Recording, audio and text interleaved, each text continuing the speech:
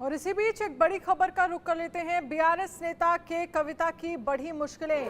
Rao revenue court में chargesheet दाखिल की गई। ईडी ने के कविता के खिलाफ दाखिल की है चार्जशीट। 13 मई को हो सकती है मामले पर सुनवाई। तो 13 मई यानी कि 3 दिन बाद इस मामले को लेकर सुनवाई हो सकती है। चार्जशीट दाखिल की गई है ईडी की तरफ से। और अब इस चार्जशीट में क्या कुछ खास बातों का जिक्र किया गया है, ये देखने वाली बात होगी। राज्य रेवेन्यू कोर्ट में चार्जशीट दाखिल की गई है। ईडी ने के कविता के खिलाफ चार्जशीट दाखिल की है। आशीष सिन्हा लीगल एडिटर इस पर ज्यादा जानकारी के लिए हमारे साथ जुड़ गए हैं।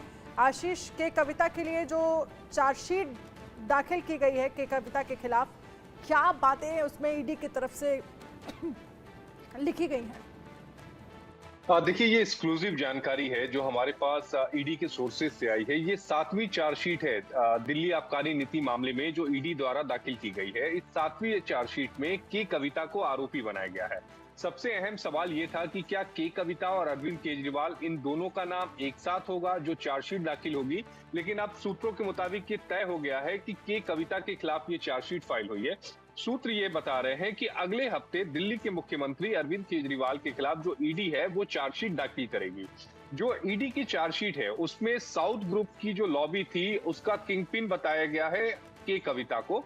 आरोप ये लगाया गया है कि के कविता ने तत्कालीन उप मुख्यमंत्री यानी मनीष सिसोदिया और मुख्यमंत्री अरविंद केजरीवाल के साथ मिलकर एक सौदा किया जिसमें जो साउथ की लॉबी थी उसे फायदा पहुंचाया गया और तकरीबन इसके बदले में 100 करोड़ रुपए का जो किकबैक था जिसे हम रिश्वत कहते हैं वो रिश्वत का पैसा मिला था। ईडी ने यह भी दावा किया है कि आपके नेताओं को दी गई रिश्वत के बदले में उन्हें नीति निर्माण तक पहुंचाया गया और उन्हें अनुकूल स्थिति सुनिश्चित करने के लिए जो प्रावधान थे उसकी पेशकश की गई थी। ये जो जानकारियां हमें मिली हैं ये सोर्सेज के मुताबिक मिली हैं और सबसे अहम है कि 13 मई की वो तारीख होगी जब अदालत ईडी की इस चार्जशीट पर संज्ञान लेगी। क्योंकि के कविता ने जमानत के लिए दिल्ली हाई कोर्ट में दाखिल की है याचिका जिस पर 24 मई को दिल्ली हाई कोर्ट में सुनवाई है। तो अब इस चार्जशीट दाखिल होने के बाद बहुत मुश्किल है अब इतनी जल्दी जमानत मिल जाए, क्योंकि चार्जशीट दाखिल होने के बाद जो प्रोसिक्यूशन यानी अभियोजन पक्ष के जो गवाह होते हैं उनके बयान को सबसे पहले रिकॉर्ड किया जाता है।